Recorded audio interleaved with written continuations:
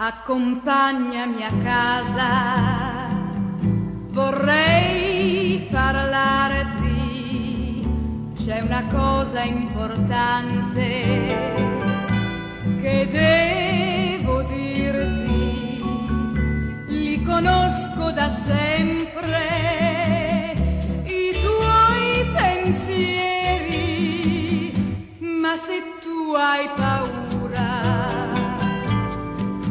invece no, non è un peccato se tu mi vuoi bene, che cosa credi ti aspetti da te? Accompagnami a casa e dammi un bacio, non c'è niente di meglio cominciare e continuare un nuovo amore.